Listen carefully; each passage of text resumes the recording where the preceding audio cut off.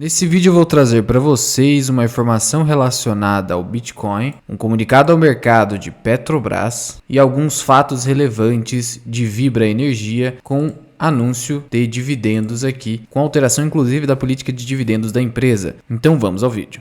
Salve, salve investidores! Como é que vocês estão? Sempre lembrando que antes de continuar, você clica no botãozinho vermelho de inscrever-se para ajudar esse canal, tá bom? E começando aqui com o Bitcoin, o Nassim Taleb, como vocês sabem, é um opositor ao Bitcoin e em recente declaração ele afirmou que o Bitcoin é um tumor. Veja só aqui como ele disse nas suas exatas palavras lá no Twitter, criando tumores como o Bitcoin. Ele criticou ali nesse sentido, as pessoas mais jovens que, segundo ele, não têm entendido conceitos básicos de economia. Cabe lembrar ali que ele já foi entusiasta do Bitcoin, só que ele mudou de ideia. E nesse ponto, claro que eu não me aproximo do nível técnico do Nassim Taleb, mas ouso discordar a respeito do Bitcoin. Assim também faz o Fernando Urich. Por quê? Porque a verdade é que o Bitcoin ele não é um tumor, ele é uma tentativa de solução do mercado. É a solução proposta pelo mercado contra as loucuras do quantitative easing, contra a injeção descontrolada de dinheiro pelas moedas estatais, pelos governos centrais, que já está mais do que provado, são as grandes causas das grandes crises globais. O Bitcoin pode não ser a solução definitiva para o problema da inflação desenfreada gerada pela emissão de moeda, mas pelo menos é uma solução proposta pelo mercado privado. E por que não o mercado ter sua própria moeda, não ficar dependente exclusivamente do monopólio estatal? A gente sabe que enquanto o Bitcoin ao longo do tempo se valorizou exponencialmente, o real desde 1994,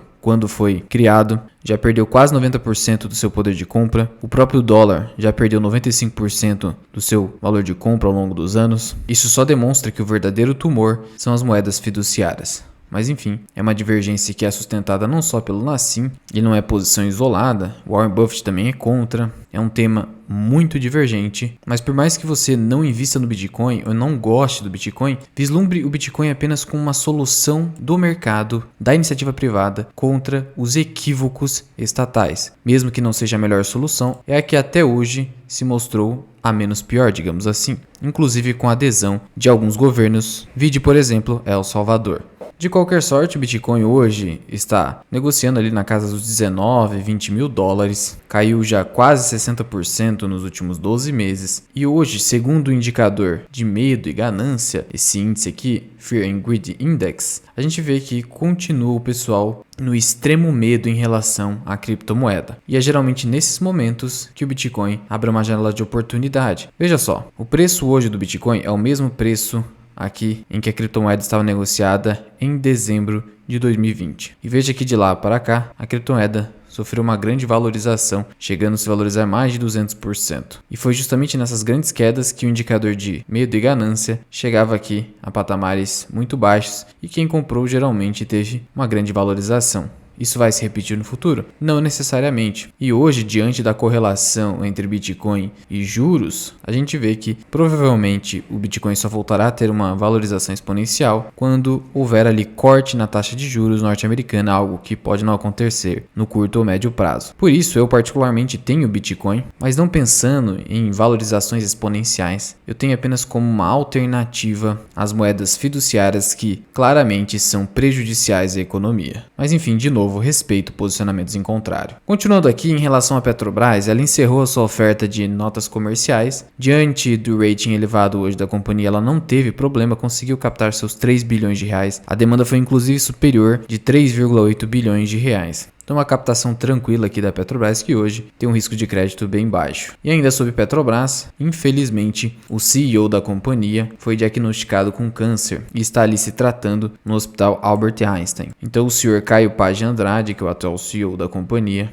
iniciou um tratamento para combater um carcinoma de cabeça e pescoço. Ele deverá fazer quimioterapia por 12 semanas, seguida de 7 semanas de radioterapia de consolidação para preservar ali a privacidade do CEO. Não houve a informação de maiores detalhes, mas enfim, esperamos aí que nada aconteça com o CEO. E a respeito de Vibra Energia, ela publicou aqui alguns fatos relevantes. O primeiro deles aqui é a respeito do seu processo de sucessão do atual presidente. Então, em continuidade ao fato relevante do dia 20 de julho, a companhia informa que o Sr. Wilson Pinto Ferreira Jr. deixará o cargo de presidente da companhia a partir do dia 19 de setembro. Quem assumirá o comando da empresa será o Sr. André Correia Natal, que é o vice-presidente executivo de Finanças, Compras e RI da companhia, exercendo as suas funções cumulativamente até uma nova eleição. Então, isso aqui já era algo esperado, já vinha sido anunciado pelo mercado, tá? Só houve aqui a finalização desse processo de sucessão. E aí a Vibra aprovou uma nova política de distribuição de dividendos. Como assim? Ela informa então ao mercado e aos seus acionistas que o seu conselho de administração aprovou a adoção de uma nova política de dividendos. Então alterou a anterior. E aí a administração da companhia entende que essa alteração é oportuna, já que foram concluídos os principais movimentos estratégicos pretendidos pela empresa rumo à transição energética, sendo que a empresa, nos últimos 5 anos, já distribuiu um total superior a 9,5 bilhões de reais em proventos aos acionistas, e também incluindo aqui recompras de ações. E aí, com a nova política, a companhia vai distribuir um payout mínimo de 40%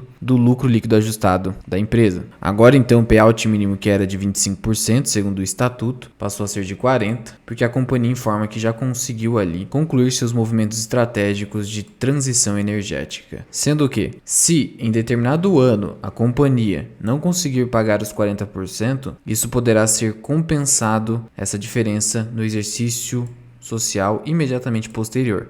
Então, em 2022 não vai cumprir os 40%, ou 2023, aí a companhia deve compensar essa diferença em 2024, por exemplo. Sendo que essa nova política terá vigência para a proposta de distribuição de dividendos a ser aprovada na Assembleia Geral Ordinária a ser realizada em 2023, referente ao exercício de 2022. Então, esse payout de 40%, na prática, só vai valer a partir de 2023, tá? Então, como consta aqui do item 4.1.5 da nova política de distribuição de proventos, está aqui, payout mínimo de 40%. E a periodicidade de pagamentos será semestral, tá? Como diz aqui o item 4.1.6. E aí, nesse sentido, a companhia trouxe aqui um fato relevante, trazendo a distribuição de remuneração antecipada aos acionistas sob a forma de juros sobre capital próprio referente a 2022. Aprovação de juros sobre capital próprio. Foi aprovado então o pagamento do valor total estimado de 797 milhões de reais, com um primeiro pagamento, uma primeira parcela de 389, e essa parcela será paga até dezembro de 2022, e um pagamento complementar de 408 até fevereiro de 2023. Então, nesse ano, ela vai pagar 389 milhões. Para a primeira parcela,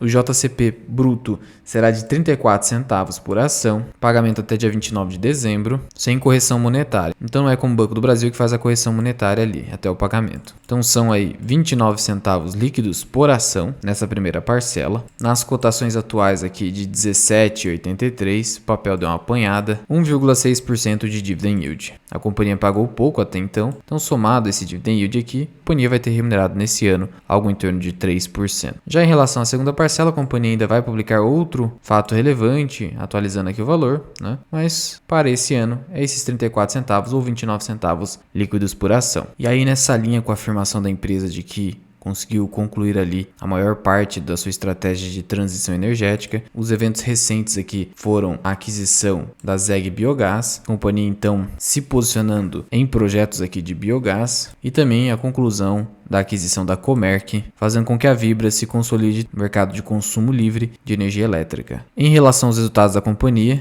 tiveram uma alta expressiva em relação ao ano passado, muito por conta de itens não recorrentes, que impactaram negativamente os resultados do ano passado, com destaque para os resultados do hedge de commodities, o reconhecimento da constituição da VEM e a integralização da Vibra comercializadora na Comerc, principalmente isso aqui. De qualquer forma, os resultados foram satisfatórios, a alavancagem permaneceu adequada e a companhia mostrou aqui resultados sólidos. Contudo, diante ali do aumento das despesas, a margem líquida da companhia está baixa, bem abaixo da sua média, mas isso decorre do cenário inflacionário. O PL da empresa, contudo, está baixo aqui, em patamares próximos do ano de 2020, e a relação preço-valor patrimonial também está abaixo da sua média. Então a companhia aqui está apresentando desconto em relação à sua média, mas esse desconto não é injustificado, afinal, as margens da companhia e seu endividamento subiram. Até por isso, a companhia não distribuiu tanto dividendo, mas agora vai pagar o mínimo de 40% a partir de 2023.